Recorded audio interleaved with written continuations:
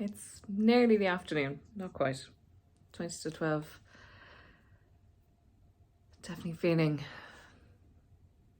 some of the heaviness passing. And I'm learning, because I am very fortunate that I have space, that trying to fight it doesn't work. So just accepting it and sitting with it, that it will pass. And it's definitely feels easier today. And on paper it shouldn't. Because a former colleague and friend passed away yesterday, the fabulous Alan Lawless. For those that perhaps that I have met via Oracle days, or even those in Salesforce that worked in Oracle, would remember Alan. What a light, what a gas man, just like so much crack.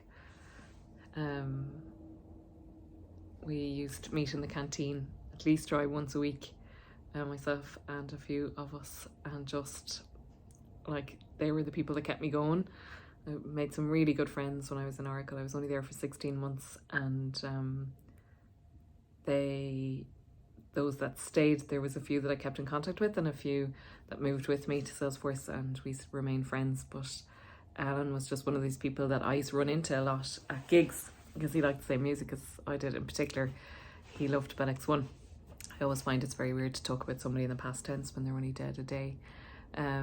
He is a massive, massive Bell X1 fan, so we saw us bump into each other at Bell X1 gigs, and we used to joke that we should have restraining orders on us with Paul Noonan, because we both had a thing for Paul Noonan, which I still do, obviously. So I'm going to keep flying that flag on Alan's behalf. I'm just so sad for his wife and his only daughter and his friends, his really dear friends. He had so many great friends. We knew it was never good, but I think we all hoped, because he was so positive and so determined. But that's cancer, right? It's an absolute biatch. So his death yesterday allowed me to reflect on kind of the character he was, and one of the words I would use to describe Alan was bold, and like that traditional Irish bold, and up for anything, like just a bit of crack. But he got away with his boldness. You know, the type that can like say or do anything and like people just love them regardless. That was Alan, and I was like, I'm taking bold with me, because life can be so serious, and that's what these last few days have been. And boldness is a bit of fun, it's a bit of crack, but it's also brave and not afraid. So with that, today I'm really grateful that I possess a bit of boldness. I have a bold streak in me. I never got caught, but I do have a bit of boldness in me, a bit of adventure in me. And I embraced the word yesterday, and I didn't realise how quick it would happen today. So let me tell you a brief story about this morning. This time of year I mostly swim at weekends, maybe Friday, maybe one day a week, but like max kind of 3 times a week, because the weather is very unpredictable, the sea is unpredictable, and the last few days with this easterly wind, the sea has been quite rough. But myself and my friend Joan this morning, she's part of my swim gang, we said, look, we'll go down and we'll see what it's like. So off we tipped down to our usual sea point, and it was wild. Like, there was 2 lads that had gotten in a bit earlier, so it was safer, but the tide was coming in, so it was really, really, really rough. So I texted her and said, look, no go today, like we can't. And she said, do you want to go for a walk? I said, absolutely, let's go. So neither of us had the appropriate gear for a walk, but we said we'd take in the sea and the power of the sea and all of that. And I was already thinking of my gratitude. I was like, is it saying no? Is it like that I have the power to say no to something I really want to do because it's not safe? So I was reflecting on that this morning. And then we went for a bit of a walk, and we got to, if anybody who knows Sea Point, there's 2 parts of the beach. So there's kind of where the changing areas is, and then on the other side there's there is a kind of a more sheltered bay. And by the time we walked over there, it was really sheltered and had really calmed down, and the wind had calmed down. And there was a man getting out, a naked elderly man, in fact. And we were like, oh, fair play to him. Look, we should go and get the cars and bring down our gear. And the two of us looked at each other, and that streak of boldness came across both of us and went, I have my togs on. Do you have your togs on? What are my togs on? Will we just go? And she had a dry robe on, I didn't. And so we made our way down, and we were sussing it out. We were like, yeah, it should be safe. That's fine.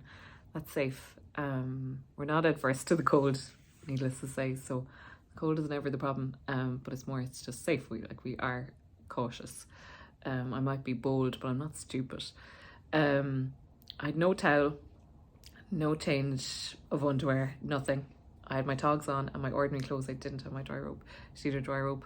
So we started getting undressed, and next thing, these two women came over to us who were friends of Joan's. They were like, you're mad, you're mad, you're mad. And I was rational and going, we're not mad, it's fine, it's fine, it's fine. They're like, you don't even have a towel. I was like, we'll be grand, it's grand.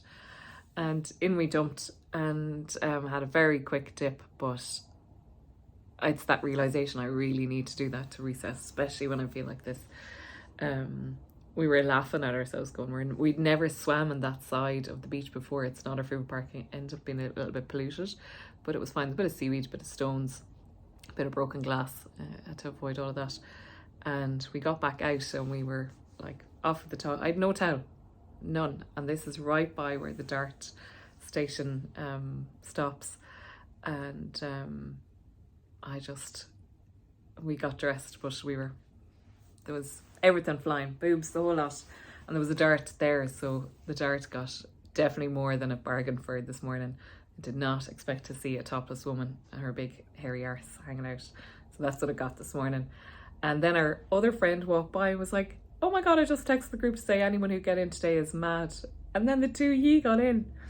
So we laughed and laughed and laughed and laughed. And that's a part of our group. We just have a boldness and a streak of adventure in us. All of us do in the gang. And regardless of age, there's such big age differences as well. I'd be one of the younger ones, and just so much crack. I just needed that streak of boldness today to remind me I'm alive, and I'm so grateful to be alive. It's not alright. There's so many people sick, unwell in hospices. You know, I've been in a hospice this time 5 years ago with my mum, and just, yeah, a reminder. I needed that reminder today. I'm so grateful to be alive. I'm so grateful I get to be bold. I get to have adventures. There's something about young deaths that always gives me this huge perspective of stop taking life a bit too seriously. It's okay. My emotions the last few days are still valid. They're still there, right? There's still heaviness there. I haven't figured out answers that I'm still kind of seeking. But the reset of the sea allowed me to get into that place of adventure and boldness and crack.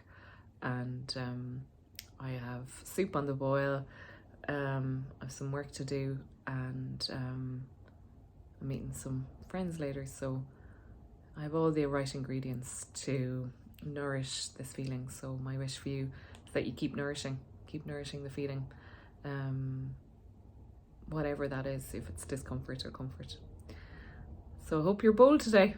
Go and be bold. Do something you would normally not do. That's the definition. Make sure it's somewhat legal though. That would be my advice. Please. Don't say Norma said. Take care. I'm smiling. I hope my smiles allow you to laugh and smile at my nakedness in front of a whole Dart filled this morning. Go and be bold. Take care.